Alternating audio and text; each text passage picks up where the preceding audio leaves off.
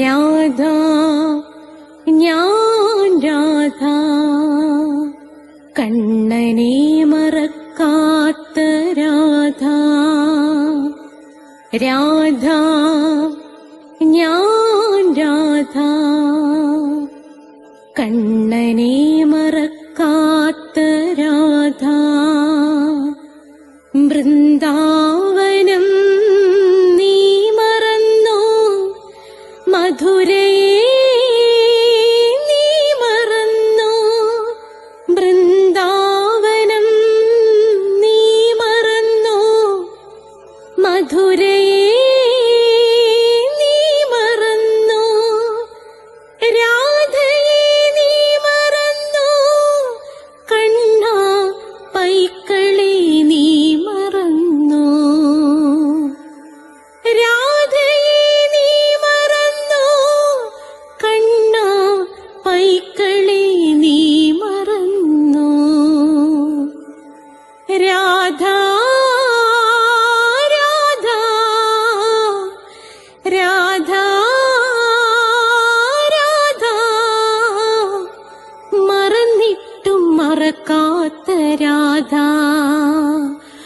മറന്നിട്ടും മറക്കാത്ത രാധ. രാധേ രാധേ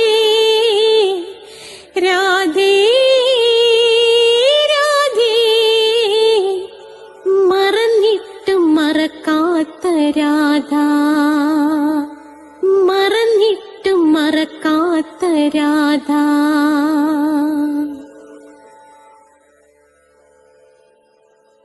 രാധേ രാധേ ഓ രാധേ രാധേ രാധേ രാധേ ഓ രാധേ രാധേ. രാധേ രാധേ എന്ന ചാനലിന്റെ കഠോപനിഷത്തിന്റെ ക്ലാസ്സുകളിലേക്ക് എല്ലാ പ്രേക്ഷകർക്കും സ്വാഗതം. ഇന്ന് 7ാമത്തെ ക്ലാസ്സാണ്, 7ാമത്തെ മന്ത്രമാണ്. ഇതിനു മുമ്പുള്ളത് നിങ്ങൾ പ്ലേലിസ്റ്റ് എടുത്താൽ മതി. കഠോപനിഷത്ത് എന്ന ഹെഡിങ്ങിനകത്ത് അത് ഞാൻ കൊടുത്തിട്ടുണ്ട്. അപ്പോൾ നിങ്ങൾ അതൊക്കെ എന്ത് ചെയ്യണം, കേൾക്കണം. അതേ കണക്ക് തന്നെ സബ്സ്ക്രൈബ് ചെയ്താൽ എല്ലാ തിങ്കളാഴ്ചയും 12 മണിക്ക് നാരായണീയത്തിൻ്റെ ക്ലാസ് ഉണ്ട്, കേൾക്കണം. അത് കേട്ടിട്ട് ഒരു ദിവസം ഒരു ശ്ലോകമെങ്കിലും വെച്ച് ചൊല്ലിയാൽ നമ്മൾ രോഗങ്ങളൊക്കെ വരാതെ രക്ഷപ്പെടുന്നതിന് സഹായിക്കും. എല്ലാ ചൊവ്വാഴ്ചയും നിങ്ങൾ രാധയുടെ പ്രണയം കാണണം. കൃഷ്ണന്റെ കാമുകിയും ക്ലാദിനി ശക്തിയുമായ സാക്ഷാൽ രാധാറാണി, രാധാറാണിയുടെ ജനനം മുതൽ മരണം വരെയുള്ള ജീവിത കഥ നിരവധി റിസർച്ചുകൾ നടത്തിയാണ് ഞാൻ അവതരിപ്പിച്ചിരിക്കുന്നത്, കേൾക്കുക. ബുധനാഴ്ചയാണ് കഠോപനിഷത്ത്, വ്യാഴാഴ്ചയാണ് പ്രശസ്തമായ അഷ്ടപതി. രാധാകൃഷ്ണന്മാരുടെ ഒന്നിച്ചുള്ള അനുഗ്രഹം കിട്ടാൻ ഏറ്റവും സഹായകമാണ്. വെള്ളിയാഴ്ചയാണ് മോക്ഷപ്രാപ്തിക്ക് വേണ്ടി ധർമ്മപദത്തിൻ്റെ ക്ലാസ്. അതുകൂടാതെ ഇംഗ്ലീഷ് സംസാരിക്കാൻ ആഗ്രഹിക്കുന്നവർക്ക് സ്പോക്കൺ ഇംഗ്ലീഷിൻ്റെ ക്ലാസ് ഉണ്ട്. എൻ്റെ അടുത്ത് നേരിട്ട് വന്ന് പഠിക്കണമെങ്കിൽ ഞാൻ കൊല്ലത്താണ്. അപ്പോൾ നിങ്ങൾ കൊല്ലത്ത് വന്നു കഴിഞ്ഞാൽ നിങ്ങൾക്ക് സ്റ്റേ ഒക്കെ ഉണ്ട്, താമസിക്കാനുള്ള സൗകര്യം ആൺകുട്ടിയേക്കും പെൺകുട്ടിയേക്കും പ്രത്യേകം ഉണ്ട്. കണ്ണൂരിൽ നിന്നും തൃശ്ശൂരിൽ നിന്നും കാസർഗോഡ് നിന്നും ഒക്കെ എൻ്റെ അടുത്ത് ആളുകൾ വന്ന് സ്റ്റേ ചെയ്ത് പഠിക്കാറുണ്ട്. മംഗലാപുരത്തു നിന്ന് വരെ ആൾക്കാർ വരുന്നുണ്ട്. അതേ കണക്ക് തന്നെ പ്ലേലിസ്റ്റ് എടുത്താൽ നിങ്ങൾക്ക് അഷ്ടാവക്ര ഗീത കിട്ടും, കേൾക്കണം. ശ്രീബുദ്ധൻ്റെ ജനനം മുതൽ മരണം വരെയുള്ള ത്രസിപ്പിക്കുന്ന കഥ അതിനകത്തുണ്ട്. അപ്പോൾ അതും നിങ്ങൾ കേൾക്കണം. അങ്ങനെ ഒരെണ്ണം കൊടുത്തിട്ടുണ്ട്. പിന്നെ ജ്യോതിഷമുണ്ട്, ഓരോ മാസത്തിൽ ജനിച്ചവരുടെ ഫലം, നക്ഷത്രത്തിൽ ജനിച്ചവരുടെ ഫലം, അത് കേൾക്കുക. ജ്യോതിഷപരമായ എന്ത് സംശയം ഉണ്ടെങ്കിലും എൻ്റെ 96453339 ഞാൻ ഡിസ്ക്രിപ്ഷൻ ബോക്സിൽ കൊടുത്തിട്ടുണ്ട്. ആ നമ്പറിലേക്ക് നിങ്ങൾ വിളിച്ചാൽ മതി, തികച്ചും സൗജന്യമായിരിക്കും. പിന്നെ ഹിന്ദുക്കൾ അറിയേണ്ടവ എന്ന ഹെഡിങ്ങിലുള്ളതെല്ലാം കേൾക്കണം. ഹിന്ദുക്കൾ സന്ദർശിക്കേണ്ട ക്ഷേത്രങ്ങളെക്കുറിച്ചൊരു വീഡിയോ ഇട്ടിട്ടുണ്ട്, അതുമൊക്കെ നിങ്ങൾ കേൾക്കണം. അപ്പം നമുക്ക് തുടങ്ങാം. ഓം മഹാഗണപതേ നമഃ. ഓം ശ്രീ രാധാകൃഷ്ണായ നമഃ. ഓം രാധായൈ സ്വാഹ. രാധേ രാധേ ഓ രാധേ രാധേ രാധേ രാധേ ഓ രാധേ രാധേ രാധേ രാധേ ഓ രാധേ രാധേ രാധേ രാധേ ഓ രാധേ രാധേ രാധേ രാധേ ഓ രാധേ രാധേ രാധേ രാധേ ഓ രാധേ രാധേ. ബർസാനെ വാലി രാധാ റാണി കി ജയ്. എൻ്റെ മാതാവ് രാധാ റാണി കി ജയ്. എനിക്ക് സർവൈശ്വര്യങ്ങളും വാരിക്കോരി തരുന്ന എൻ്റെ പൊന്ന് രാധാറാണി അമ്മാക്കി ജയ്. എനിക്ക് രോഗങ്ങൾ വരാതെ കാത്തുരക്ഷിക്കുന്ന എൻ്റെ പൊന്ന് രാധാറാണി അമ്മാക്കി ജയ്. എന്നെ സർവ പാപങ്ങളിൽ നിന്നും മോചിപ്പിച്ചു തരുന്ന രാധാറാണി അമ്മാക്കി ജയ്. അപ്പോൾ നമുക്ക് തുടങ്ങാം. അതിനു മുമ്പ് കഠിന കൃഷ്ണഭക്തനായ ഞാനിങ്ങനെ രാധാഭക്തനായ എന്നൊരു വീഡിയോ ഉണ്ട്, നിങ്ങളത് കാണാതെ പോകരുത്. നിശ്ചയമായിട്ടും നിങ്ങൾ കാണണം.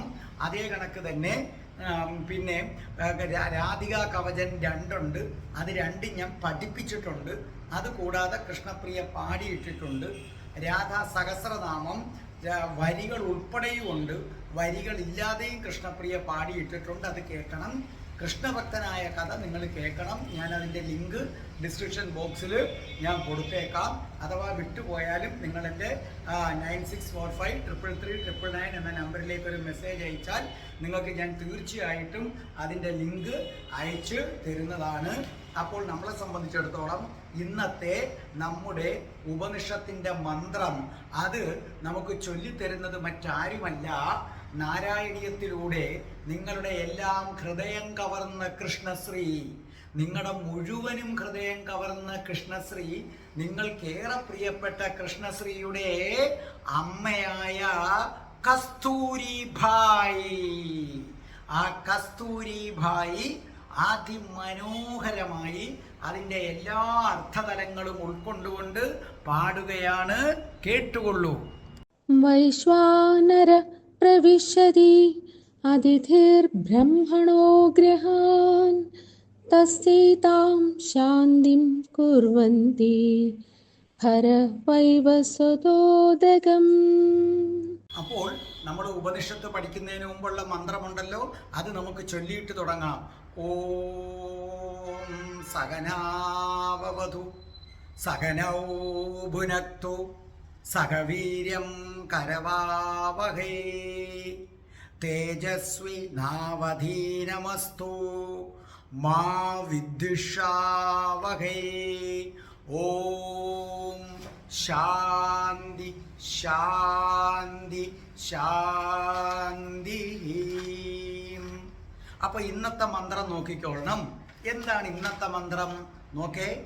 വൈശ്വാനര പ്രവിശതി അതിഥിർ ബ്രാഹ്മണോ ഗ്രഹാൻ തസ്സൈതാം ശാന്തിം കുർവന്തി ഹര വൈവസ്വതോദകം.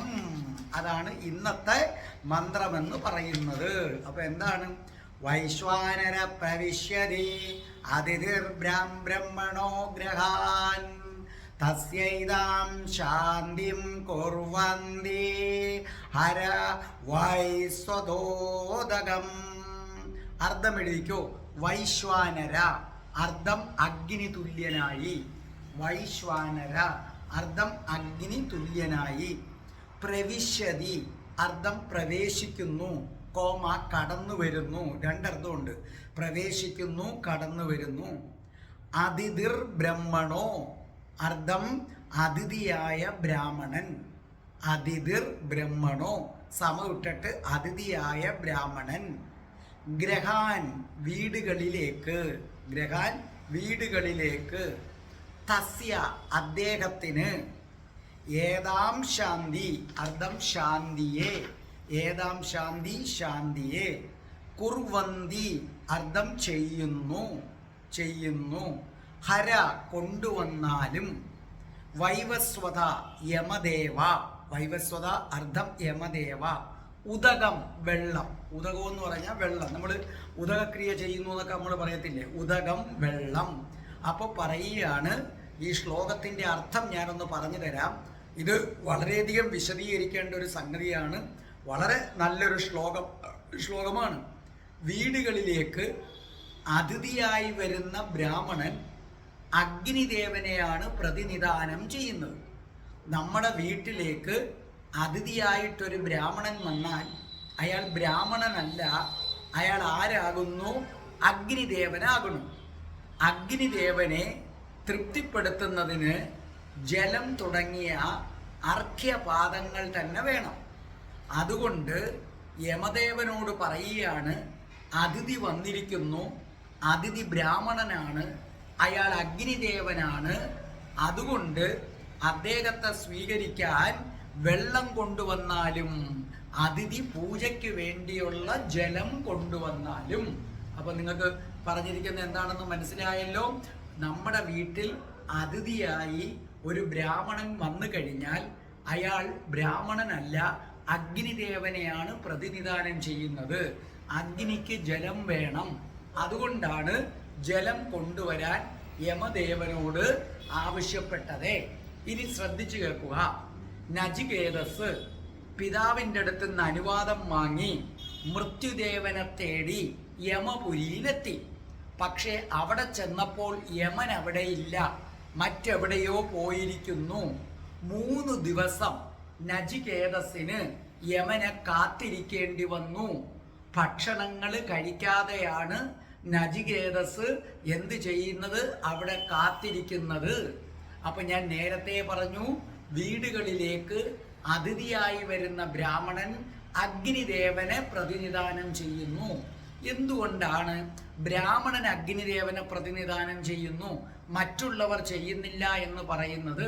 അതിൻ്റെ കാരണം 6 ഗുണങ്ങൾ ഏത് മനുഷ്യനും 6 കാര്യം ചെയ്താൽ അവൻ അഗ്നിദേവനായി മാറും. അതിന് ബ്രാഹ്മണനാകണമെന്നില്ല. ക്ഷത്രിയനായാലും ശൂദ്രനായാലും വൈശ്യനായാലും 6 കാര്യങ്ങൾ ചെയ്താൽ അവൻ അഗ്നിദേവനാകും. പക്ഷെ കുഞ്ഞുനാൾ തൊട്ട് അവനെ അതൊന്നും ശീലിപ്പിച്ചിട്ടില്ലാത്തത് കൊണ്ട് സാധാരണ ക്ഷത്രിയനും വൈശ്യനും ശൂദ്രനും അത് ചെയ്യാറില്ല. ബ്രാഹ്മണനെ കുഞ്ഞുനാൾ തൊട്ടേ ഇത് പറഞ്ഞ് പഠിപ്പിക്കുന്നത് കൊണ്ട് അവൻ അത് ചെയ്യും. എന്തൊക്കെയാണെന്നുള്ളത് നമുക്ക് നോക്കാം. ആദ്യം ഒന്ന് ശ്രദ്ധിക്കുക. ഒരു അതിഥിയെ യഥോചിതം സ്വീകരിക്കേണ്ടത് ആതിഥേയന്റെ മുഖ്യ കർമ്മമാണ്. ഇനി ഞാൻ പറയുന്നു, ഒരു മനുഷ്യൻ എപ്പോഴാണ് അഗ്നിദേവനായി മാറുന്നത്? 1, മനസ്സിനെ വിഷയങ്ങളിൽ നിന്ന് നിയന്ത്രിക്കാൻ ശ്രമിക്കുക. നിയന്ത്രിക്കണം എന്നല്ല പറയുന്നത്, അതിന് ശ്രമിക്കുകയെങ്കിലും ചെയ്യണം. മനസ്സിനെ വിഷയസുഖം എന്ന് പറഞ്ഞാൽ അറിയാം, പണത്തോടുള്ള മോഹം, അധികാരത്തോടുള്ള മോഹം, കാമാസക്തി, ഇതിനെ നിയന്ത്രിക്കാനെങ്കിലും ശ്രമിക്കണം. അപ്പം മനസ്സിനെ വിഷയങ്ങളിൽ നിന്ന് നിയന്ത്രിക്കാൻ ശ്രമിക്കുക. അതിന് ശ്രമം എന്ന പേരാണ് വിളിക്കുന്നത്. 2, ഇന്ദ്രിയങ്ങളെ നിയന്ത്രിക്കാൻ പഠിക്കണം. നമ്മുടെ ഇന്ദ്രിയങ്ങളെ നിയന്ത്രിക്കാനായിട്ട് നമ്മൾ പഠിക്കണം. മനസ്സിലായല്ലോ? ഇപ്പൊ നിങ്ങൾ കണ്ണുകൊണ്ട് പുറമേ ഉള്ളതല്ല കാണേണ്ടത്, അകമേ ഉള്ളതാണ് കാണേണ്ടത്. ചെവി കൊണ്ട് പുറമേ ഉള്ളതല്ല കേൾക്കേണ്ടത്, അകമേ ഉള്ളതാണ്. അങ്ങനെ ഇന്ദ്രിയങ്ങളെ നിയന്ത്രിക്കുന്നതിന് ദമം എന്ന പേര് വിളിക്കും. ഇനി ഏതൊരു കർമ്മം ചെയ്യുമ്പോഴും മനസ്സിനെ പൂർണ്ണമായും ആ കർമ്മത്തിൽ മാത്രം ഊന്നിക്കൊണ്ട് വേണം ചെയ്യേണ്ടത്, മറ്റൊന്നും ചെയ്യാനില്ല. അത് ഞാൻ ധർമ്മപദത്തിൽ നിങ്ങളോട് പറയുന്നതാണ്. നിങ്ങൾ വെണ്ടയ്ക്ക അരിയുമ്പോൾ ആ വെണ്ടയ്ക്ക അരിയുന്നതിനെ കുറിച്ച് മാത്രം ചിന്തിച്ചു വേണം അത് ചെയ്യാൻ, മറ്റൊന്നും ചിന്തിക്കാൻ പാടില്ല. അതിനെയാണ് തപസ് എന്ന പേര് വിളിക്കുന്നത്. അല്ല, നിങ്ങൾ വിചാരിക്കുന്നതാണെങ്കിൽ ഹിമാലയത്തിൽ പോയി ഒരു സ്വാമി കണ്ണും പൂട്ടി ഇരിക്കുന്നത് കൊണ്ടല്ല. അദ്ദേഹവും തപസ്സാ ചെയ്യുന്നത്. എന്തുകൊണ്ട്? അദ്ദേഹം ചെയ്യുന്ന ആ പ്രവൃത്തി അതിൽ മുഴുകിയിരിക്കുന്നു, മറ്റു കാര്യങ്ങൾ ചിന്തിക്കുന്നില്ല. നിങ്ങൾ വെണ്ടയ്ക്ക അരിയുമ്പോൾ മറ്റൊന്നും ചിന്തിച്ചില്ലെങ്കിൽ ഹിമാലയത്തിലിരിക്കുന്ന മുനിയെപ്പോലെ നിങ്ങളും തപസ് തന്നെ ചെയ്യുകയാണ്. ഇതാണ് 3ാമത്തെ കാര്യമെന്ന് പറയുന്നത്. 4ാമത്തത്, ശരീരവും മനസ്സും വാക്കും ശുദ്ധമായിരിക്കണം. നിങ്ങളുടെ ശരീരം എപ്പോഴും ശുദ്ധമായിരിക്കണം. രാവിലെ കുളിക്കുക. ഇപ്പം എന്നെ സംബന്ധിച്ചിടത്തോളം ആണെങ്കിൽ ഞാൻ രാവിലെ കുളിക്കും. ഉച്ചയ്ക്ക് അന്നം കഴിക്കുന്നതിന് മുമ്പ് പരമാവധി കുളിക്കാൻ ശ്രമിക്കും. കാരണം നമ്മൾ യാത്രയൊക്കെ പോകുമ്പോൾ അത് നടക്കില്ല. പരമാവധി കുളിക്കാൻ ശ്രമിക്കും. വൈകുന്നേരം നമ്മൾ ഒന്നും കൂടെ കുളിക്കുന്നു. നിങ്ങൾക്ക് തല കുളിക്കാൻ വയ്യെങ്കിൽ ദേഹമായിക്കോട്ടെ. അപ്പം ശരീരവും നിങ്ങളുടെ മനസ്സ് ശരീരം മാത്രം ശുദ്ധിയായാൽ പോരാ. മനസ്സ്, അതായത് അസൂയ തോന്നാതിരിക്കുക, മറ്റുള്ളവരോട് വിരോധം തോന്നാതിരിക്കുക, അങ്ങനെ മനസ്സിനെ ശുദ്ധമാക്കുക. വാക്ക് ശുദ്ധമാക്കുക, കോപിച്ചതൊന്നും പറയാതിരിക്കുക, കരുണയോടുകൂടി സംസാരിക്കുക. അങ്ങനെ ശരീരവും മനസ്സും വാക്കും ശുദ്ധമായി വെക്കുന്നത് നാലാമത്തത്, അതിനെ ശൗചം എന്ന പേര് വിളിക്കും. അഞ്ചാമത്തത് ക്ഷമാശീലം വേണം. ഒരാളൊരു കാര്യം പറഞ്ഞാൽ ഇടയ്ക്ക് ചാടി വീഴാതെ അയാളെ പറയാൻ അനുവദിക്കുക, അത് മുഴുവനും നമ്മൾ കേട്ടുകൊണ്ടിരിക്കുക. ഒരാൾ നമ്മളെ അപമാനിക്കാൻ ശ്രമിച്ചാലും ശാന്തരായി അതൊക്കെ കേട്ടുകൊണ്ടിരിക്കുക. ഇതിനെയാണ് ക്ഷമാശീലം. ഇതിനെ ക്ഷാന്തി എന്ന പേര് വിളിക്കും. ക്ഷാന്തി, ഇക്ഷ. പിന്നെ നേർവഴിക്ക് ജീവിതം നയിക്കുക. നമ്മൾ നേർവഴിക്ക് ജീവിതം നയിക്കുക, സത്യസന്ധമായി മാത്രം ജീവിക്കുക. ഇതിന് ആർജവം എന്ന പേര് വിളിക്കും.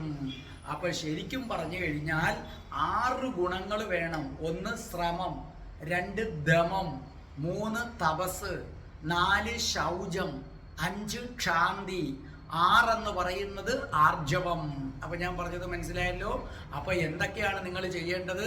മനസ്സിനെ വിഷയങ്ങളിൽ നിന്ന് നിയന്ത്രിക്കാൻ ശ്രമിക്കണം, ഇന്ദ്രിയങ്ങളെ നിയന്ത്രിക്കണം, ഒരു കർമ്മം ചെയ്യുമ്പോൾ അതിൽ മാത്രം ശ്രദ്ധിക്കണം, ശരീരവും മനസ്സും വാക്കും ശുദ്ധമായിരിക്കണം, ക്ഷമാശീലം വേണം, നേർവഴിക്ക് ജീവിതം നയിക്കണം. ഈ 6 ഗുണങ്ങൾ ആർക്കുണ്ടെങ്കിലും അവൻ അഗ്നിദേവനാണ്. ഇത് കൂടുതലും ബ്രാഹ്മണര് ചെറുപ്പം തൊട്ടേ പ്രാക്ടീസ് ചെയ്ത് വരുന്നത് കൊണ്ടാണ് ബ്രാഹ്മണനെ അഗ്നിദേവന് തുല്യം കാണണമെന്ന് പറയുന്നത്. ക്ഷത്രിയനും വൈശ്യനും ശൂദ്രനും ഇത് ചെയ്താൽ അവൻ അഗ്നിദേവനാകും. നചികേതസ്സിന് ഈ പറഞ്ഞ ഗുണഗണങ്ങളെല്ലാം ഉണ്ട്, അതാദ്യം അറിയുക. അപ്പൊ ഇവിടെ അതിഥിയാകുന്ന അഗ്നിദേവനായ നചികേതസ് ഇവിടെ വന്നിരിക്കുകയാണ്. നചികേതസ് അഗ്നിദേവനാണ്. അഗ്നി എന്ന് പറഞ്ഞാൽ തീയാണ്. 3 ദിവസമായിട്ട് ഈ തീ യമലോകത്തുണ്ട്. അപ്പൊ യമലോകം തന്നെ ചൂട് പിടിച്ചിരിക്കുകയാണ്. മനസ്സിലായില്ലേ?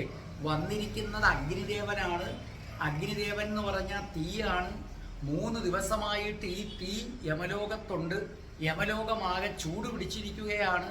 അതുകൊണ്ടാണ്, അപ്പൊ തീയെ അണയ്ക്കാൻ വെള്ളത്തിന് മാത്രമേ പറ്റൂ. അതുകൊണ്ടാണ് യമദേവനോട് വേഗം വെള്ളം കൊണ്ടുവരാൻ പറയുന്നത്. അതുകൊണ്ടാണ് നിങ്ങൾ ബ്രാഹ്മണരുടെ വീട്ടിൽ ചെന്നാൽ അതിഥിയെ കാല് കഴുകിയാണ് സ്വീകരിക്കുന്നത്. ഇന്നും തമിഴ് ബ്രാഹ്മണരുടെ ഇടയിൽ അങ്ങനെ തന്നെ ഒരു അതിഥി വന്നാൽ അവരുടെ കാല് കഴുകി എന്ത് ചെയ്യാറുണ്ട്? സ്വീകരിക്കാറുണ്ട്. ഇവിടെ പലയിടത്തും അങ്ങനെ കണ്ടുവരുന്നില്ല എന്നുള്ളതാണ് സത്യം. അപ്പൊ അതിഥിയെ കാല് കഴുകി സ്വീകരിക്കണം. കാരണം അതിഥി അഗ്നിദേവനാ. അഗ്നിദേവൻ ആ ചൂടുമായി ഉള്ളിൽ കയറിക്കൂടാ. അഗ്നിദേവനെ തണുപ്പിച്ചു വേണം കേട്ടാൻ. അപ്പൊ അതിഥിയെ നിങ്ങൾ പൂജിക്കണം. അതിഥിയെ പൂജിച്ചില്ലെങ്കിൽ അത് പാവമാണ്. ഇതാണ് ഈ ശ്ലോകത്തിന്റെ ഒരു ഭാഗം എന്ന് പറയുന്നത്. രണ്ടാമത്തെ ഭാഗം, ഇദ്ദേഹം 3 ദിവസം കാത്തിരുന്നു എന്ന് പറയുന്നു.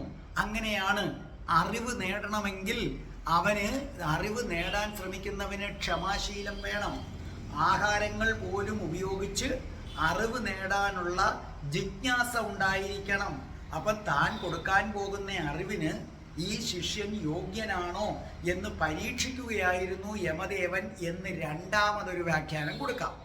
ഇനി മൂന്നാമത്തെ വ്യാഖ്യാനം, അതാണ് വളരെ പ്രധാനം. അത് നിങ്ങൾ ശ്രദ്ധിച്ചു കേട്ടോളണം. നിങ്ങളെല്ലാം അറിയേണ്ടതാണ്. ഈ വരിക്ക് പല പല അർത്ഥങ്ങൾ കൊടുക്കാം. അതല്ലേ ഉപനിഷത്തിന്റെ ഒരു പ്രത്യേകത എന്ന് പറയുന്നത്. ഇപ്പൊ ഞാൻ ഈ വരികളെ 2 രീതിയിൽ 7ാമത്തെ മന്ത്രത്തെ ഞാൻ വ്യാഖ്യാനിച്ചു കഴിഞ്ഞു. ഇനി മൂന്നാമത്തെ രീതി എന്ന് പറയുന്നത് ഇത്രയേ ഉള്ളൂ. നചികേതസ്സൊഴികെ ഈ പ്രപഞ്ചത്തിൽ ഇന്ന് വരെ ഒരാളും മരണത്തിന്റെ വാതിലിൽ ചെന്ന് മുട്ടിയിട്ടില്ല. എപ്പോഴും മരണമാണ് നിങ്ങളുടെ വാതിലിൽ വന്ന് മുട്ടുന്നത്. നിങ്ങളുടെ ഈ ശരീരം എന്ന് പറയുന്നത് വീടാണ്. ഈ വീട്ടിനകത്താണ് നിങ്ങൾ ഇരുട്ട വെളുക്ക ഇരിക്കുന്നത്. അപ്പൊ മരണം വന്ന് നിങ്ങളുടെ ശരീരം എന്ന ഈ വീട്ടിൽ വന്ന് മുട്ടും. കാരണം നിങ്ങളെ സംബന്ധിച്ചിടത്തോളം നിങ്ങളെന്ന് പറഞ്ഞാൽ ഈ ശരീരം തന്നെയാണെന്ന് ഭ്രമിച്ചു വശായി പോയി. അപ്പൊ നിങ്ങളെ സംബന്ധിച്ചിടത്തോളം നിങ്ങൾ ശരീരം എന്ന വീട്ടിനകത്താണ്. മരണം നിങ്ങളെ തേടി വരും. നിങ്ങളെ തേടി വന്നിട്ട് എന്ത് ചെയ്യും? നിങ്ങളുടെ വാതിലിൽ, അതായത് നിങ്ങളുടെ ശരീരത്ത് വന്ന് എന്ത് ചെയ്യുന്നു? മരണം എന്ത് ചെയ്യുന്നു? മുട്ടുന്നു. അപ്പൊ നിങ്ങൾ വീട്ടിൽ തന്നെ കാണും, വീട്ടിൽ തന്നെ ഉണ്ടായിരിക്കും. നിങ്ങൾ ഉടനടി മരണത്തിന് കീഴടങ്ങുന്നു. മനസ്സിലായല്ലോ? അപ്പൊ മരണം നിങ്ങളെ തേടി വരുമ്പോൾ നിങ്ങൾ ഈ ശരീരം എന്ന വീട്ടിനകത്ത് ഇരുട്ട് വെളുക്ക ഇരിക്കുന്നത് കൊണ്ട് മരണത്തിന് എളുപ്പമാണ്. ഈ ശരീരമല്ല ഞാൻ എന്ന ബോധം നിങ്ങൾക്ക് പലപ്പോഴും തിയറി പറഞ്ഞു കേൾക്കും, പ്രാക്ടിക്കലി ഇല്ല. ഇവിടെ കാര്യങ്ങൾ കീഴ്മേൽ മറിയുകയാണ്. കാരണം മരണമാണ് മനുഷ്യനെ തേടി എത്തുന്നത്. പക്ഷെ മനുഷ്യൻ മരണത്തെ തേടി പോയാൽ എല്ലാം തലകീഴായി മറിയും. ഒരു വ്യക്തി മരണത്തെ മുഖാമുഖം കാണുമ്പോൾ അവനൊരു വലിയ കാര്യം വ്യക്തമാകും. ശ്രദ്ധിക്കുക, ഞാൻ ആദ്യമേ പറഞ്ഞു, എല്ലായിടത്തും മരണം മനുഷ്യനെ തേടി വന്നപ്പോൾ നചികേതസ് മരണത്തെ തേടി അങ്ങോട്ട് പോയി. അതോടെ കാര്യങ്ങൾ കീഴ്മേൽ മറിയുകയാണ്. നചികേതസ് മരണത്തിനെ മുഖാമുഖം കാണുകയാണ്. മരണത്തെ ഏതൊരാളാണോ മുഖാമുഖം കാണുന്നത്, അപ്പോൾ അവർക്ക് ഒരു കാര്യം മനസ്സിലാകും, ഇതുവരെ ജീവിതം എന്ന് തങ്ങൾ കരുതിയതാണ് മരണം. അതാണ് ഇതുവരെ നമ്മൾ ജീവിതം എന്ന് കരുതിയതാണ് മരണം. ഇതുവരെ മരണം എന്ന് കരുതിയത് എന്തോ അതാണ് ജീവിതം എന്ന് പറയുന്നത്. ഇത് ഞാൻ നിങ്ങൾക്ക് വളരെ വ്യക്തമാക്കി തരാം, ശ്രദ്ധിച്ചു കേട്ടോണം. മരണത്തിലേക്ക് കടന്നു ചെല്ലുമ്പോൾ നിങ്ങൾ ഒരു വലിയ സത്യം കണ്ടെത്തും, മരണം എന്നൊന്നില്ല എന്ന്. അതാണ് വളരെ ശ്രദ്ധിച്ചു കേൾക്കണം. നിങ്ങൾ മരണത്തെ തേടി ചെല്ലുമ്പോൾ, മരണത്തിലേക്ക് കടന്നു ചെല്ലുമ്പോൾ ഒരു കാര്യം നിങ്ങൾ മനസ്സിലാക്കും, മരണം എന്നൊന്നില്ല, അങ്ങനൊന്ന് നിലവിലില്ല. മരണത്തിൽ നിന്ന് ഓടി ഈ ശരീരമാകുന്ന വീട്ടിൽ ഒളിച്ചിരിക്കുമ്പോഴാണ് മരണം ഒരു സത്യമാണെന്ന് തോന്നുന്നത്. അതാണ് ശ്രീബുദ്ധനും പറഞ്ഞത്. മനസ്സിലല്ലേ? ശ്രീബുദ്ധൻ തൻ്റെ ജീവൻ വെടിയാൻ പോയ സമയത്ത് ഗുരു ഞങ്ങളെ വിട്ടുപിരിയുന്നല്ലോ എന്ന് പറഞ്ഞ് ആനന്ദനും കൂട്ടനും കരഞ്ഞപ്പോൾ ബുദ്ധൻ എന്താ പറഞ്ഞത്? വിഡ്ഢിത്തം പറയാതിരിക്കൂ, ഞാൻ എവിടെ പോകാൻ, മരണമോ അങ്ങനൊന്നില്ല, ഞാൻ ഈ പ്രപഞ്ചം മുഴുവനും ഇനി വ്യാപിക്കും, ഇത്രയും നേരം ഞാൻ നിങ്ങളടുത്ത മാത്രമേ ഉള്ളൂ, മരണമെന്നൊന്നില്ല എന്ന് ബുദ്ധൻ പറഞ്ഞു. കാരണം ബുദ്ധൻ മരണത്തിന്റെ വാതിലിൽ ചെന്ന് മുട്ടിയ ആളാണ്. അപ്പൊ മനസ്സിലാക്കുക, ഒരു മനുഷ്യൻ മരണത്തെ തേടി ചെന്ന് മരണത്തിന്റെ വാതിലിൽ മുട്ടുമ്പോൾ ഒരു കാര്യം മനസ്സിലാകുന്നു, മരണം എന്നൊരു സംഗതി ഇല്ല. ബുദ്ധൻ മരണത്തെ തേടി പോയ ആളാണ്. എങ്ങനെയാണ് മരണത്തെ തേടി പോകുന്നത്? ചിന്തകളെ അടക്കണം. ഏത് പ്രവൃത്തിയും അതിൽ ശ്രദ്ധ കേന്ദ്രീകരിച്ച് പോയിക്കഴിഞ്ഞാൽ മരണത്തെ തേടിയുള്ള യാത്രയുടെ ആദ്യത്തെ സ്റ്റെപ്പായി കഴിഞ്ഞു. ഇവിടെ നചികേതസ് മൃത്യുദേവന്റെ അടുക്കൽ ചെന്നപ്പോൾ അവിടെ മൃത്യുദേവൻ ഇല്ല എന്നാണ് ഈ വരികളിൽ പറഞ്ഞിരിക്കുന്നത്. നചികേതസ് 3 ദിവസം കാത്തിരിക്കേണ്ടി വന്നു എന്ന് പറഞ്ഞു. ഇതിന്റെ അർത്ഥം എന്താണെന്നറിയാമോ? നചികേതസ് മരണത്തെ തേടി ചെന്നപ്പോൾ യമദേവൻ അവിടെ ഇല്ല എന്ന് പറഞ്ഞാൽ ആ വാക്കർത്ഥത്തിൽ എടുക്കരുത് നിങ്ങൾ. അതിന്റെ അർത്ഥം നചികേതസ് മരണത്തെ തേടി യമലോകത്ത് ചെന്നപ്പോഴാണ് അറിയുന്നത് അങ്ങനൊരു ലോകവുമില്ല, യമനുമില്ല, ആരുമില്ല. മരണത്തെ തേടി പോയിട്ടുള്ള ആരും ഇന്ന് വരെ മൃത്യുവിനെ കണ്ടിട്ടില്ല. മരണത്തെ തേടി ഒരുപാട് പേര് പോയിട്ടുണ്ട്. ബുദ്ധൻ പോയിട്ടുണ്ട്, വർദ്ധമാന മഹാവീരൻ പോയിട്ടുണ്ട്, ബോധിസത്വന്മാർ പലത് പോയിട്ടുണ്ട്. ഇവരാരും ആരെ കണ്ടിട്ടില്ല, മരണത്തെ കണ്ടിട്ടില്ല. ഇവരെല്ലാം പറയുന്നത്, വർദ്ധമാന മഹാവീരനും പറയുന്നത്, ജൈനന്മാരുടെ വർദ്ധമാന മഹാവീരനും ശ്രീബുദ്ധനും ബോധിസത്വനും എല്ലാവരും പറയുന്നു മരണമില്ല. മരണത്തെ തേടിപ്പോയവരാരും മരണത്തെ കണ്ടിട്ടില്ല. മരണം ഒരു മതിഭ്രമമാണ്. എന്താണ് മതിഭ്രമം? അടുത്ത് ചെല്ലുമ്പോൾ അതങ്ങ് അപ്രത്യക്ഷമാകും. നിങ്ങൾ ദൂരോട്ട് മാറും തോറും അത് ഉണ്ടെന്ന് തോന്നും. ഇതിനെയാണ് മതിഭ്രമം. മരണം അങ്ങനെ ഒരു മതിഭ്രമമാണ്. നടന്നടുത്ത് ചെല്ലുമ്പം അതില്ല എന്ന് മനസ്സിലാകും. മരണത്തിൽ നിന്ന് ദൂരോട്ട് മാറി ഈ ശരീരമാകുന്ന വീട്ടിൽ ഒളിച്ചിരിക്കുമ്പോഴാണ് മരണം ഉണ്ടെന്ന് തോന്നുന്നത്. അപ്പം മരണത്തെ തേടിപ്പോയ ഒരു മനുഷ്യനും ഇന്നുവരെ മരണത്തെ കണ്ടിട്ടില്ല. മരണമെന്നൊന്നില്ല, യമലോകവുമില്ല, യമനുമില്ല. ഇത് ബുദ്ധനൊക്കെ സാക്ഷ്യപ്പെടുത്തിയതാണ്, അല്ലേ? ബുദ്ധൻ സാക്ഷ്യപ്പെടുത്തിയതാണ്. വർദ്ധമാന മഹാവീരനും ചിരിക്കുകയാണ്. മരണമെന്ന് കേട്ടാൽ അവർ ചിരിക്കുകയാണ്. അങ്ങനൊന്നില്ല. അതാദ്യം മനസ്സിലാക്കുക. ശ്രദ്ധിച്ചു കേൾക്കുക, ഞാനത് വ്യക്തമാക്കി തരാം. നിങ്ങൾ റോഡ് നല്ല ഇരുണ്ട് കിടക്കുന്ന ഒരു വഴി, ഇരുട്ടുള്ള വഴിയിലൂടെ ഇങ്ങനെ നടക്കുകയാണ്. വെളിച്ചമൊന്നുമില്ല, ഒക്കെ പവർ കട്ടാണെന്ന് ഇരിക്കട്ടെ. അപ്പോൾ റോഡിൽ ഭയങ്കര ഇരുട്ട്. അങ്ങനെ ഇരുണ്ട് കിടക്കുന്ന ഒരു റോഡിലൂടെ നിങ്ങൾ നടക്കുകയാണ്. അപ്പം നിങ്ങളൊരു കാര്യം കാണുന്നു. അല്പം ദൂരെ വെച്ചിട്ട് അവിടെ ഒരു കയറ് കിടപ്പുണ്ട്. ആ കയറിങ്ങനെ കിടക്കുന്നത് കണ്ടപ്പോൾ ദൂരെ നിന്ന് നിങ്ങൾക്ക് തോന്നുകയാണ് പാമ്പാണെന്ന്. നിങ്ങളെക്കാൾ ഒരുപാട് ദൂരത്തായിട്ട് കിടക്കുകയാണ്. നിങ്ങൾ ഇരുട്ടത്തൂടെ നടന്നു വരുമ്പോൾ ദൂരത്തൊരു കയറിങ്ങനെ ചുരുണ്ട് കിടക്കുകയാണ്. അപ്പം നിങ്ങൾ ദൂരത്ത് നിന്ന് നോക്കിയപ്പോൾ നിങ്ങൾ കരുതുന്നു അത് പാമ്പാണെന്ന്. അപ്പം നിങ്ങൾ ഭയന്ന് ഓടുകയാണ്. എത്ര കണ്ട് ഓടുന്നുവോ അത്ര കണ്ട് ആ കിടക്കുന്നത് കയറല്ല, പാമ്പാണ് എന്ന സത്യം, അതാണ് സത്യം എന്ന് നിങ്ങൾ കരുതുന്നു. അത് കയറാണെന്നറിയണമെങ്കിൽ ഒരു വഴിയേ ഉള്ളൂ. ഒരു വിളക്ക് സംഘടിപ്പിക്കുക, ഒരു ടോർച്ചുമായിട്ട് അതിൻ്റെ അടുത്തേക്ക് ചെല്ലുക. അതിൻ്റെ അടുത്തേക്ക് ചെന്ന് നോക്കുമ്പോൾ നമുക്ക് മനസ്സിലാകും, അയ്യോ ഇത് കയറായിരുന്നോ, ഞാനിത് പാമ്പാന്നും പറഞ്ഞ് ഓടിയതാണല്ലോ. മനസ്സിലായല്ലോ? ഇരുട്ടത്തൂടെ നടക്കുകയാണ്, ദൂരെ കയറ് കിടക്കുന്ന കണ്ടാൽ നമ്മൾ വിചാരിക്കും പാമ്പാന്ന്, ഓടും. പക്ഷെ അത് പാമ്പല്ല, കയറാണെന്ന് അറിയണമെങ്കിൽ അടുത്ത് ചെന്ന് ടോർച്ചടിച്ച് നോക്കണം. ഇതുപോലെയാണ് നിങ്ങൾ ദൂരത്ത് കയറ് കിടക്കുന്ന കണ്ടിട്ട് മരണമെന്നും പറഞ്ഞ് ഓടിയ അടുത്ത് ചെന്ന് ടോർച്ചടിച്ച് നോക്കുമ്പോൾ മനസ്സിലാകും. അടുത്ത് ചെല്ലുമ്പോഴേ മനസ്സിലാകൂ. ഞാൻ മറ്റൊരു കാര്യം പറയാം. നിങ്ങളുടെ മതിഭ്രമം ഇല്ലാതാകണമെങ്കിൽ അടുക്കണം. ഇപ്പോൾ ഉദാഹരണമായിട്ട് ഒരു സ്ത്രീ, അവൾ അതീവ സുന്ദരിയായി കാണപ്പെടുകയാണ്. നിങ്ങൾ അവളെ ദൂരെ നിന്ന് നോക്കുമ്പോൾ അവൾ എന്തൊരു സുന്ദരി, അവളെ കിട്ടാൻ വേണ്ടി നിങ്ങളുടെ ഹൃദയം തുടിക്കും. അവളെ കിട്ടിക്കഴിഞ്ഞാൽ ഈ പ്രപഞ്ചത്തിൽ എല്ലാം നേടിയെന്ന് നിങ്ങൾ കരുതും. പിന്നെ അവളെ നിങ്ങൾ പ്രണയിച്ചു തുടങ്ങുമ്പോൾ ആ പ്രണയത്തിൻ്റെ കുറേ ഘട്ടം കഴിയുമ്പോൾ നേരത്തെ അത്ര ആകർഷണം വരുന്നില്ല. വിവാഹം ചെയ്തു കഴിയുമ്പോഴോ അവൾ അത്ര കണ്ട് സുന്ദരിയാണെന്ന് പഴയതുപോലെ തോന്നുന്നില്ല. പണ്ടൊക്കെ ആണെങ്കിൽ അവളെ കാണുമ്പം നിങ്ങൾ മതിമറന്നു പോകും, നിങ്ങളുടെ ഹൃദയം തുടിക്കും, ഇമ വെട്ടാതെ നോക്കി നിൽക്കും. എന്നാൽ വിവാഹം കഴിഞ്ഞ് കുറച്ച് ദിവസങ്ങൾ കഴിയുമ്പോൾ അവൾക്കൊരു സൗന്ദര്യമുണ്ടെന്നേ നിങ്ങൾക്ക് തോന്നുന്നില്ല. നിങ്ങളുടെ കണ്ണുകൾ അറിയാതെ അവളുടെ ദേഹത്ത് ചെന്ന് വീണാലും അവളിൽ ഒരു സൗന്ദര്യവും കാണുന്നില്ല.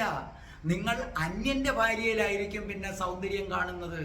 നിങ്ങൾ ഐശ്വര്യ റായിയെ കല്യാണം കഴിച്ചാലും കുറച്ച് കഴിയുമ്പോൾ നിങ്ങൾ പറയും, ഓ ഈ പുറമെ കാണുന്ന കണക്കൊന്നും ഒന്നുമില്ലടേ. കണ്ടോ, നിങ്ങൾ ഒരു അതീവ സുന്ദരിയാണെങ്കിലും കുറെ അടുത്ത് കഴിയുമ്പോൾ നിങ്ങൾ യാഥാർത്ഥ്യം മനസ്സിലാക്കും, സത്യം മനസ്സിലാക്കും.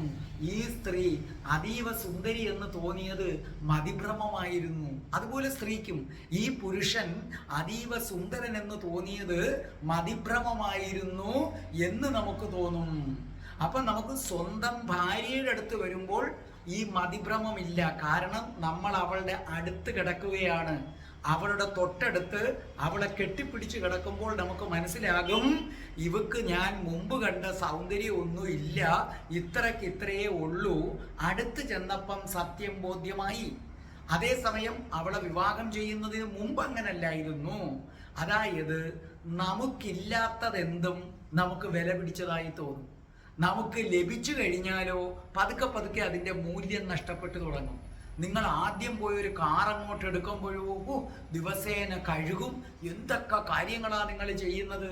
പിന്നെ കുറേ ദിവസം കഴിയുമ്പോഴോ എന്നും കഴുകുമൊക്കെ അങ്ങ് നിർത്തും. പിന്നെ ആദ്യമൊക്കെ അതൊന്ന് തട്ടിപ്പോയാൽ നെഞ്ചുപൊടിയും. പിന്നെ കുറേ വർഷം കഴിയുമ്പോൾ ആ കാറിനകത്ത് എത്ര ഇതാണ്. പിന്നെ കുറേ കഴിയുമ്പോൾ നിങ്ങൾ ആ കാർ അങ്ങ് കൊടുക്കുക തന്നെ ചെയ്യും. ആ കാറ് ഷോറൂമിൽ നിന്ന് എടുത്തുകൊണ്ട് വരുന്ന ഘട്ടത്തിൽ അത് കൊടുക്കുന്നതിനെ കുറിച്ച് നിങ്ങൾക്ക് ചിന്തിക്കാൻ പോലും എന്ത് ചെയ്യത്തില്ല, പറ്റത്തില്ല. ഇതുകൊണ്ടാണ് ശങ്കരാചാര്യ സ്വാമി പറഞ്ഞത്, ലോകം ഒരു മതിഭ്രമമാണ്, മായയാണ്. അടുത്ത് ചെല്ലും തോറും ഈ ലോകത്ത് കാണുന്നതൊക്കെ അപ്രത്യക്ഷമായിക്കൊണ്ടിരിക്കും. നിങ്ങൾ ഈ ലോകത്ത് ശരീരം മാത്രമേ കാണുന്നുള്ളൂ, അതാ കുഴപ്പം. നിങ്ങൾ വിചാരിക്കും ഒരു കോടീശ്വരനായെങ്കിൽ, അതുകൊണ്ടാണല്ലോ നമ്മൾ ലോട്ടറി എടുക്കുന്നത്. ഈ കോടീശ്വരന്മാരായാലും കൊട്ടാരത്തിൽ താമസിക്കുന്നവരും തൃപ്തരല്ല എന്നറിയുക, അത് ആദ്യം അറിയുക. ജൈനന്മാരുടെ 24 തീർത്ഥങ്കരന്മാര് രാജാക്കന്മാരുടെ മക്കളായിരുന്നു. അവര് രാജ്യം കൊട്ടാരം വിട്ടിട്ട് ഇറങ്ങി വന്നതാണ്. ബുദ്ധനും രാജാവിൻ്റെ മകനായിരുന്നു. ഹിന്ദു ദൈവങ്ങൾ മിക്കതും രാജാക്കന്മാരുടെ മക്കളാണ്. കൃഷ്ണൻ കുറെ നാള് ഗോക്കളമേയിച്ച് നടന്നിരുന്നെങ്കിലും കൃഷ്ണനും രാജകുടുംബത്തിൽപ്പെട്ടവനാണ്. എന്താണ് രാജാവ്? രാജാവ് എന്ന് പറഞ്ഞാൽ എല്ലാം ഉള്ളവനെന്നാണ് അർത്ഥം. രാജാവിനില്ലാത്തതായി ഒന്നുമില്ല. എല്ലാം സ്വന്തമായി കഴിയുമ്പോഴാണ് നമ്മൾ മനസ്സിലാക്കുന്നത് ഇതിലൊന്നും വലിയ കാര്യമില്ല എന്ന് മനസ്സിലാക്കുന്നത്. ബുദ്ധനെ സംബന്ധിച്ചിടത്തോളം ആ സമ്പത്തിൻ്റെയും സ്ത്രീകളുടെയും അതീവ സുന്ദരികളായ സ്ത്രീകളെയാണ് ബുദ്ധൻ്റെ അച്ഛൻ നിയോഗിച്ചിരുന്നത്. അങ്ങനെ വന്നതുകൊണ്ടാണ് ബുദ്ധന് മനസ്സിലായി ഈ സ്ത്രീ ശരീരം ഇതൊക്കെ ഇത്രയേ ഉള്ളു എന്ന് അവിടെ വെച്ച് ബുദ്ധൻ എന്ത് ചെയ്യുകയാണ്? മനസ്സിലാക്കുകയാണ്. അപ്പൊ അതുകൊണ്ടൊരു കാര്യം മനസ്സിലാക്കുക, രാജാവിൻ്റെ പുത്രന്മാർക്ക് മാത്രമേ ഈ തീർത്ഥങ്കരന്മാർ സന്യാസിമാരായി യഥാർത്ഥ സത്യം കണ്ടെത്താൻ കഴിയൂ. ദരിദ്രപുത്രന്മാർക്ക് പറ്റത്തില്ല എന്ന് ഞാൻ പറയത്തില്ല, ദുഷ്കരമാണ്.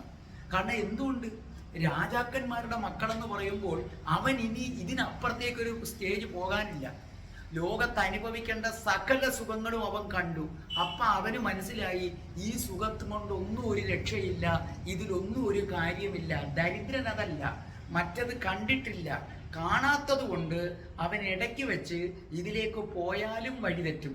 ഇതിൻ്റെ ഒരു പ്രത്യേക ഘട്ടത്തിൽ സിദ്ധി ലഭിക്കുമ്പോൾ അവന് വഴിതെറ്റാൻ സാധ്യതയുണ്ട്. അപ്പം നചികേതസിൻ്റേത് അസാധാരണമായ ഒരു കഥയാണ്. അപ്പം നിങ്ങൾക്ക് മനസ്സിലായല്ലോ, നമുക്ക് അകലെ നിന്ന് നോക്കുമ്പോൾ ഒരു സ്ത്രീ, അകലെ നിന്ന് നോക്കുമ്പോൾ സുന്ദരി, അടുത്ത് എന്ന് നോക്കുമ്പോൾ സത്യം മനസ്സിലായി. ഇതുപോലെ നിങ്ങൾ അകന്നു നിന്ന് നോക്കുമ്പോൾ മരണമുണ്ട്, തേടി ചെല്ലുമ്പോഴോ അങ്ങനെ ഒരു സംഗതി ഇല്ല. അതുകൊണ്ടാണ് തൻ്റെ മരണസമയം അടുത്ത സമയത്ത്, അതായത് ദേഹം വെടിയാൻ പോയപ്പോൾ, ദേഹമാ വെടിയുന്നത്, മരണമില്ല. അവർക്ക് പിന്നെ ശിഷ്യന്മാർ കരഞ്ഞപ്പോൾ ബുദ്ധൻ ശാസിച്ചത് എന്ത് വിഡ്ഢിതമാണിത്, ഇത്രയും നാളും പിന്നെ എന്നോട് എന്തിനാ നിന്നത്? ഞാൻ ഈ ശരീരം എന്ന അലമാരക്കെട്ടിന്ന് ഈ കൂട്ടിനകത്തുനിന്ന് മോചിതനായി ഇനി എനിക്ക് ഈ ലോകം മുഴുവൻ പറന്നു നടക്കാം. എന്തൊരു സന്തോഷകരമായ അവസ്ഥയാണ്. അപ്പോഴാ ജീവിതം. മനസ്സിലായില്ലേ? നമ്മൾ ചില മനുഷ്യർ ഒരിടത്ത് തളർന്നു കിടക്കുകയാണ്, അത് ജീവിതമല്ലല്ലോ, അതൊരു തരം മരണമല്ലേ? അതുപോലെ നിങ്ങൾ ഈ സ്വതന്ത്രമായി ലോകം മുഴുവൻ പാറി നടക്കേണ്ട നിങ്ങളെ ശരീരമാകുന്ന കൂട്ടിൽ അടച്ചിട്ടിരിക്കുകയാണ്. ഇപ്പൊ എവിടെ പോകണമെങ്കിലും ഈ ശരീരം വലിച്ചുകൊണ്ടാണ് നിങ്ങൾ പോകുന്നത്. അപ്പൊ മരണത്തെ തേടിച്ചെന്നവരാരും മരണത്തെ കണ്ടിട്ടില്ല. അപ്പൊ നചികേതസിൻ്റേത് അസാധാരണമായ ഒരു കഥയാണ്. മരണത്തെ തേടിച്ചെല്ലുക, മരണത്തിൻ്റെ വാതിലിൽ മുട്ടുക, മരണമില്ലെന്ന് മനസ്സിലാക്കുക, മരണം ഒരു വലിയ നുണയാണെന്ന് മനസ്സിലാക്കുക. എന്തുകൊണ്ടാണ് മരണം ഒരു വലിയ നുണയാണെന്ന് മനസ്സിലാക്കിയത്? നചികേതസ് ചില വമ്പൻ രഹസ്യങ്ങൾ പറയാൻ തുടങ്ങുകയാണ്. നിങ്ങളത് കേൾക്കണം, നിങ്ങൾക്ക് മനസ്സിലാകും മരണം ഒരു നുണയാണ്, ഒരു വലിയ നുണയാണ്. അത് നചികേതസ് നിങ്ങൾക്ക് പറഞ്ഞു തരികയാണ്. നിങ്ങൾ ഇന്നുവരെ കേട്ടിട്ടില്ലാത്ത വമ്പൻ രഹസ്യങ്ങള്, ആ രഹസ്യങ്ങൾ ഒന്നൊന്നായി പറഞ്ഞു തരികയാണ്. അതിനായി കാത്തിരിക്കൂ, അടുത്ത ബുധനാഴ്ച. രാധേ രാധേ, ഓ രാധേ രാധേ, രാധേ രാധേ, ഓ രാധേ രാധേ, രാധേ രാധേ, ഓ രാധേ രാധേ, രാധേ രാധേ, ഓ രാധേ രാധേ, രാധേ രാധേ, ഓ രാധേ രാധേ, രാധേ രാധേ, ഓ രാധേ രാധേ. ഓം ശ്രീം ഹ്രീം ക്ലീം ഐം രം രാസേശ്വരി രാധികായേ സ്വാഹ.